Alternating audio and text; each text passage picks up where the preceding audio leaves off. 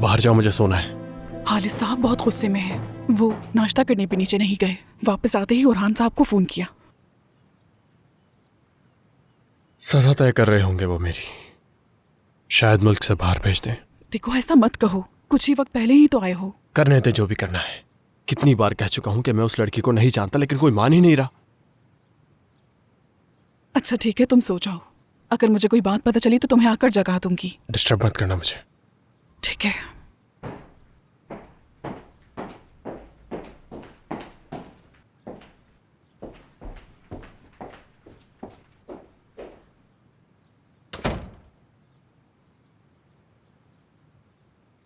बचपन से लेकर आज तक मैं तुमसे बहुत खुश था,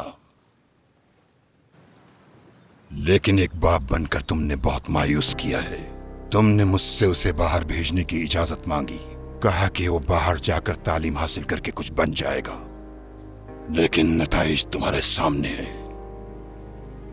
क्या इसीलिए तुमने उसे बाहर भेजा था? देख रहे हो ना किस तरह हमारा नाम टीवी शोज की जीनत बना हुआ है। आज तक इस हवेली में कोई भी पुलिस ऑफिसर सिवाय शुक्रिया अदा करने के लिए नहीं आया। माफी चाहता हूं बाबा, अफसोस है मुझे, मगर आबिदीन भी गवाह है इस बात का। फरीद ने ऐसा कुछ नहीं किया, जाल बिछाया जा रहा है उसके खिलाफ। कोई भी उसके लिए जाल बिछाने की कोशिश क्यों करेगा?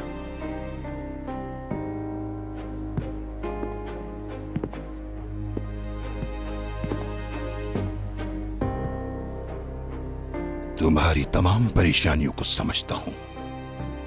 कितना समझाया था मैंने तुम्हें कि कंट्रोल में रखो अपने बेटे को, लेकिन तुमने तो मेरी बात पर तवज्जो ही नहीं दी। काश तुम मेरी बात सुन लेते। ऐसा नहीं है बाबा। खामोश! अब तुम्हें उसकी जिंदगी को कंट्रोल में लाना होगा। एक ही रास्ता है अब, इससे पहले कि वो लड़की अब हमारे लिए बदनामी का सबब बने। शादी कर दो अपने बेटे की। मगर आखिरी फैसला है ये मेरा। इफाकत से बात करो जाके कि कोई मुनासिब लड़की देखकर शादी कर दो उसकी।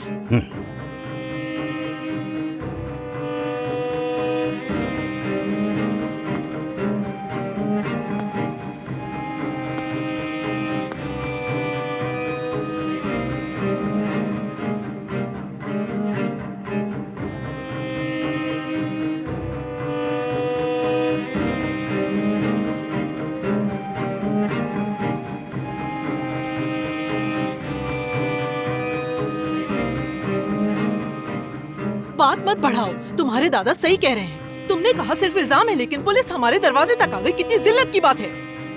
देखें, ये मैं आपको बता चुका हूं पहले ही। मेरा इस मामले से किसी किस्म का कोई ताल्लुक नहीं। बार बार ये सवाल मत करें। वो लड़की कब मेरे रूम में आई और मेरे साथ आकर सो गई, मुझे तो इस बात का अंदाजा भी नहीं हुआ।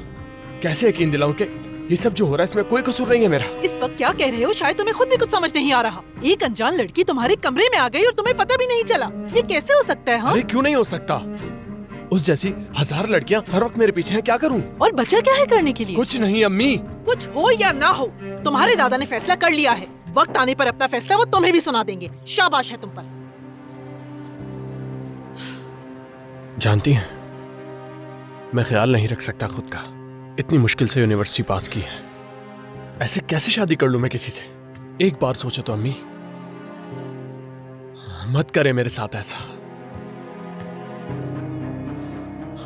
पागल हो जाऊंगा मैं। अम्मी बात सुने, मैं तो उसके साथ बैठकर मूवी भी नहीं देख सकूंगा। बात कैसे करूंगा उससे? और सीधा जाकर मुंह उठाकर बोल देता हूं कि आ जाओ शादी कर लेते हैं। हाँ, ऐसे कहूं मैं उससे? मैं नहीं जानता। अम्मी बाबा से बात करें और हल करें इस मामले को।